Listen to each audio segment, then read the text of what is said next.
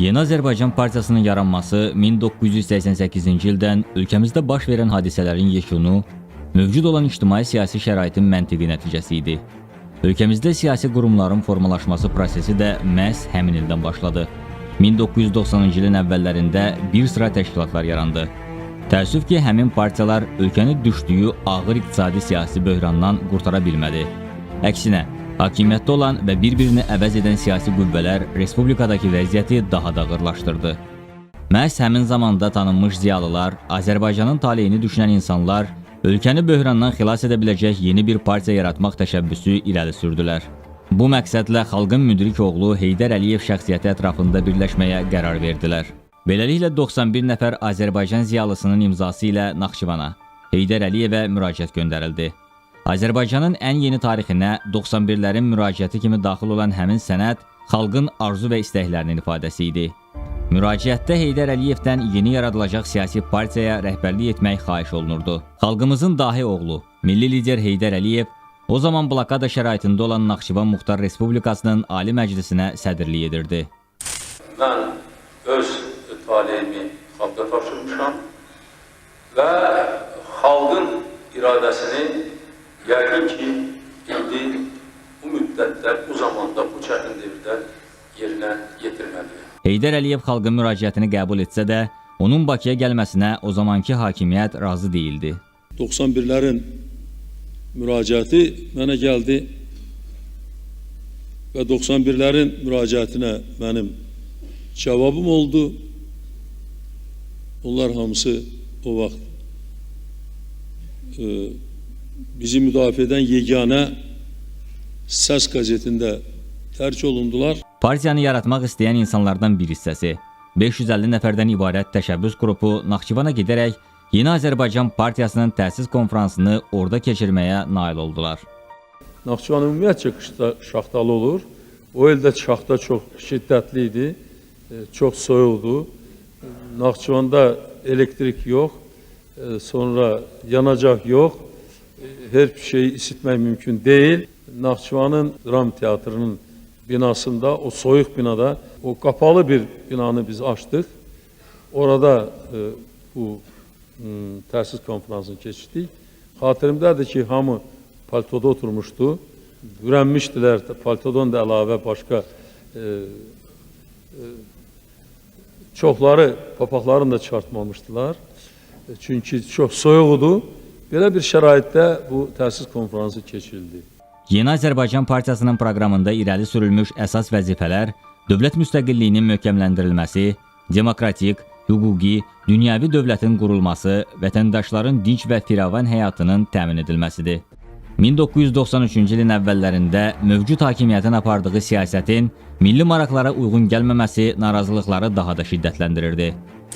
Həmin il iyunun 4-də Gəncədə bəzi insanların nəzarətində olan hərbi hissənin hakimiyyətə itayətsizliyi ölkəni tamamilə xaosa sürüklədi.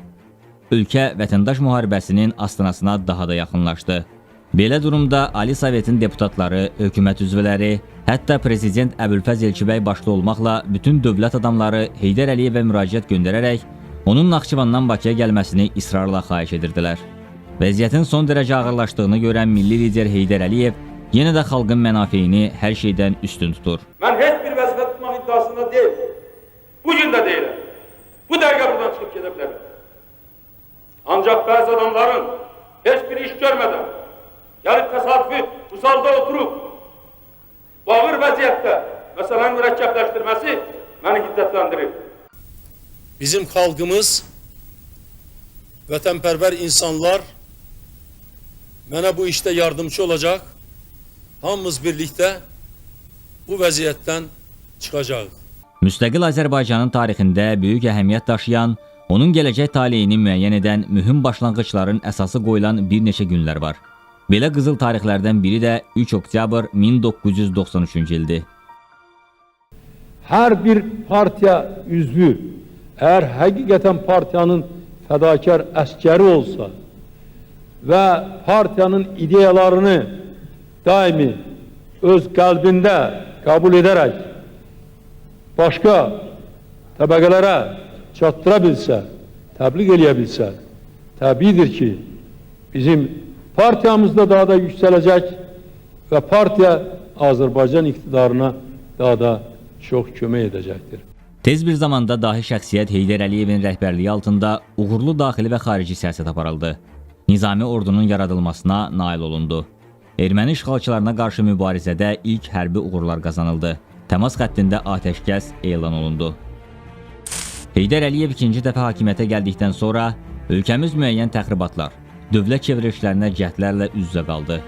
1994-cü ilin oktyabrında və 1995-ci ilin martında dövlətimiz üçün növbəti sınaqlar oldu. Yalnız Ulu Öndər Heydər Əliyevin qətiyyəti, xalqın öz qüdrətli liderini dəstəkləməsi nəticəsində bu təhlükəli cəhdlərin qarşısı alındı.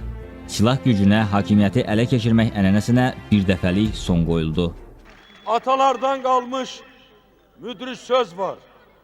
El gücü sel gücüdür. El gücünün qabağında heç kəs dura bilmez.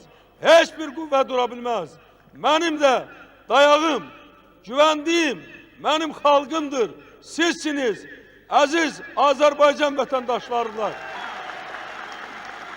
Müstəqil Azərbaycanın bu gündə, gələcəkdə də yaşaması bizim üzerimizdə, mənim üzerimdə olan əsas vəzifədir.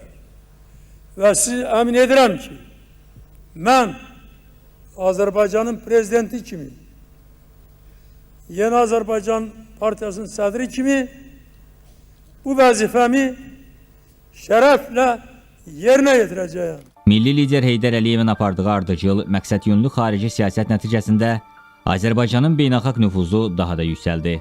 1994-cü il sentyabrın 20-sində Xəzər dənizinin Azərbaycan sektorundakı Azəri çıraq yataqlarının və Günəşli yatağının dərinlikdə yerləşən hissəsinin birgə işlənməsi və neft hasilatının pay bölgüsü haqqında Azərbaycan Dövlət Neft Şirkəti ilə xarici şirkətlər arasında əsrin neft müqaviləsi bağlandı. Ümummilli lider Heydər Əliyev 1998-ci il oktyabrın 11-də yenidən Azərbaycanın prezidenti seçildi. Yeni Azərbaycan Partiyası növbəti 5 il müddətində iqtidar partiyası olaraq fəaliyyətini davam etdirdi. Azərbaycan xalqının milli, mənəvi dəyərlərinə sadiq olacağıma, onları ümumi bəşəri dəyərlərlə zənginləşdirəcəyimə və inkişaf etdirəcəyimə and içirəm. Yeni Azərbaycan Partiyasının 2001-ci il noyabr ayının 21-də keçirilən ikinci qurultayında isə mühüm qərarlar qəbul edildi. Yeni təsis olunan sədrin birinci müavini vəzifəsinə İlham Əliyev seçildi.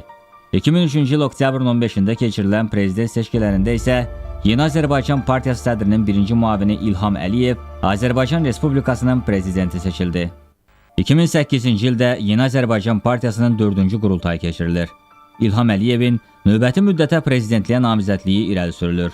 Həmin ilin oktyabrın 15-də partiyanın namizədi İlham Heydəroğlu Əliyev növbəti dəfə parlaq qələbə qazanaraq Azərbaycan Respublikasının prezidenti seçilir. Azərbaycanda çox mədəniyyətli ənənəsinin əsasını müdrik siyasəti ilə ümummilli lider Heydər Əliyev qoydu.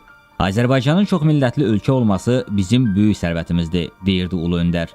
Yeni Azərbaycan Partiyasında bu ənənələr daim qorunur, inkişaf etdirilir. Azərbaycan qadınının cəmiyyətdəki nüfuzunu, hörmətini, yorulmaz fəaliyyətlərini görən Ulu Öndər Heydər Əliyev 1995-ci ildə Yeni Azərbaycan Partiyası Qadınlar Şurasının yaradılması haqqında qərar verir. Bu şura Azərbaycan qadınının cəsarətinin, ləyaqətinin, hünərinin mərkəzinə çevrilir. Heydər Əliyev siyasətinin layiqli davamçısı İlham Əliyev də Azərbaycan qadınına yüksək dəyər verir. Onlara geniş imkanlar yaradır. Partiyanın tərkibində fəaliyyət göstərən qadınların örnəyi isə Yeni Azərbaycan Partiyasının müavini, Azərbaycan Respublikasının birinci vitse-prezidenti Mehriban xanım Əliyevadır. 700 mindən artıq insanı birləşdirən partiya Cənubi Qafqazın ən böyük və ən qüdrətli partiyasıdır. Bizim partiyanın ümumiyyətcə say tərkibi, yəni ümumi tərkibi, intellektual nöqteyi nəzərdən çox yüksəkdir. Budur Azərbaycan cəmiyyətinin qaymağı. Bir sözlə, tarixi zərurətdən yaranan partiya dünənin, bugünün, sabahın partiyasıdır.